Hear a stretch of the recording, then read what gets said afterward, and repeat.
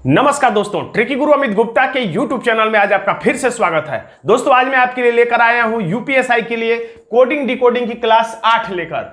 आज के इस वीडियो में हम एक बहुत ही आसान टाइप के प्रश्न को सॉल्व करने के बारे में बताएंगे। लेकिन आज के इस वीडियो की खास बात यह होगी कि आज से पहले जिस परंपरागत तरीके से आप ऐसे प्रश्नों को सॉल्व करते थे और आपको जितना भी समय लगता था उसका ठीक आधा समय में आप ऐसे प्रश्नों को आसानी से सॉल्व कर सकते हैं और अपने परीक्षा हाल में आप अपने अमूल्य समय को बचा सकते हैं। तो आइए देखते हैं स्क्रीन पर यह पहला प्रश्न। तो इसमें लिखा हुआ है, यदि किसी कोड भाषा में लाल को भूरा, भूरे को पीला, पीले को बैगनी, बैगनी को नीला, नीले को सफेद कहा जाए तो उसी भाषा में मनुष्य का रंग क्या होगा। तो ऐसे प्रश्नों को आप जब पूरा पढ़ेंगे और लगाएंगे तो 30 सेकेंड, 35 सेकेंड या 1 मिनट तक भी लग सकता है। लेकिन मैं जो तरीका बता रहा हूं आप उसमें से उस तरीके से लगाएंगे तो आप अमूल्य अपने समय को बचा पाएंगे और दूसरे प्रश्नों में लगा पाएंगे। तो देखिए ऐसे प्रश्नों में आपको सबसे पहला आपको क्या रणनीति बनाना है। तो जो ही आप शुरू में आप परीक्षा हाल में प्रश्न देखें कि यदि किसी कोड भाषा में लाल को भूरा, तो आप समझ जाइएगा अच्छा शब्द स्थानांतरण वाला प्रश्न है। ये प्रश्न जो है वो है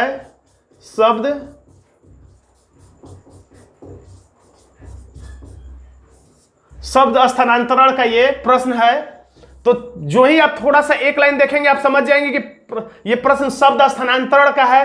तो आप पूरा लाइन बाय लाइन जैसे मैंने अभी पढ़ा उस तरह से आप पढ़ेंगे तो आपका समय बहुत ज्यादा लग जाएगा। पढ़ते हुए जाएंगे, फिर नीचे लिखा रहेगा रक्त का रंग क्या होता है, फिर आप ऊपर जाएंगे और फिर प्रश्न का उत्तर ढूंढेंगे।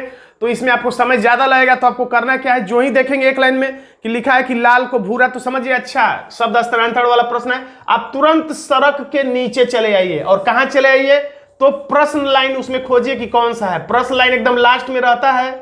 तो प्रश्न लाइन, क्वेश्चन लाइन को सबसे पहले आपको पढ़ लेना है, यानी तुरंत सड़क का आना है नीचे। और कहां से शुरू करना है तो यहां से, मनुष्य के रक्त का रंग क्या होगा, मनुष्य के रक्त का रंग क्या होगा, इस लाइन को आपको सबसे पहले पढ़ लेना है और उसके बाद ऊपर जाना है। यानी सबसे पहले नीचे और उसके बाद आपको फिर से ऊपर जाना है और बीच की जो लाइनें हैं उसको पढ़ना नहीं है ताकि आपका अमूल्य समय बच सके।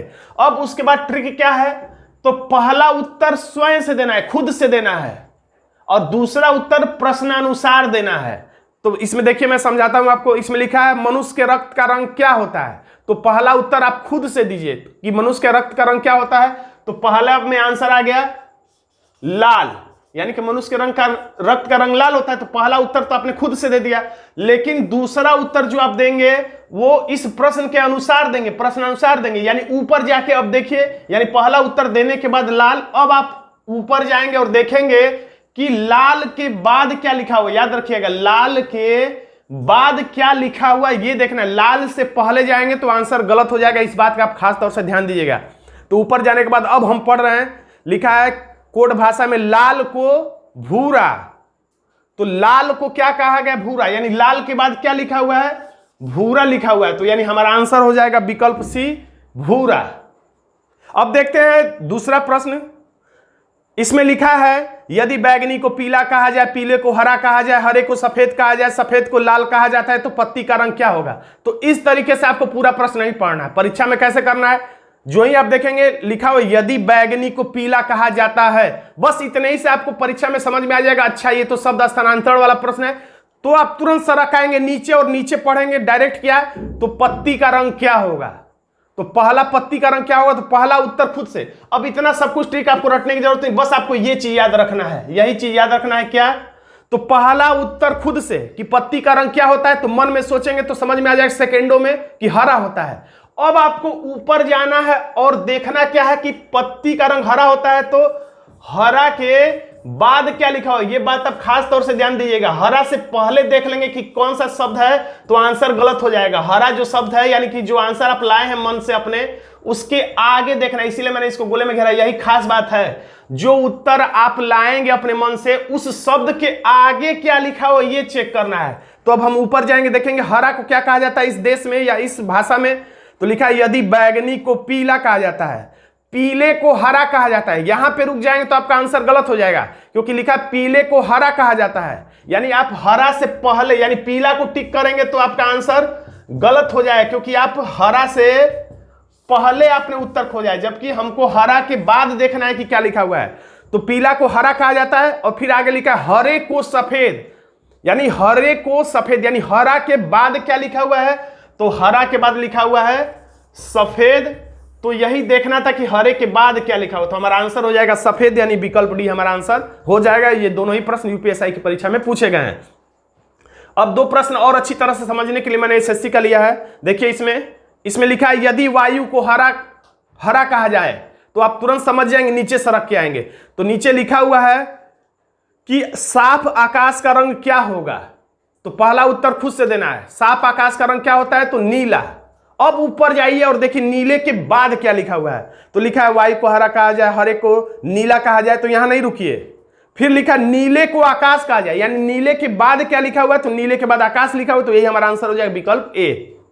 अब अगला एक और प्रश्न देख लीजिए। लिखा है एक विशिष्ट कोड में आकाश का अर्थ है लाल, तो समझ गए शब्द स्थानांतरण का प्रश्न है। सड़क के नीचे चले आइए, प्रश्न लाइन सबसे पहले पढ़िए। तो लिखा है पौधा किसमें उगता है, तो पहला आंसर तुरंत मन में दे दीजिए सेकंडों में अपने आप से कि पौधा किसमें उगता है, तो मिट्टी में, मृदा में उगता है, मिट्टी में उगता है।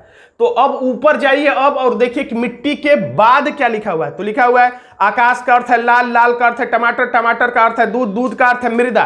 तो दूध का अर्थ है मृदा, यहां पे आपको नहीं रुकना है, क्योंकि अगर आप दूध को टिक कर देंगे तो गलत हो जाएगा, क्योंकि मृदा से पहले दूध है, आपको मृदा के बाद देखना है। तो आगे लाइन में लिखा है मृदा का अर्थ है सफेद, तो मृदा के बाद क्या लिखा हुआ है, सफेद। तो हमारा आंसर हो जाएगा बी, सफेद।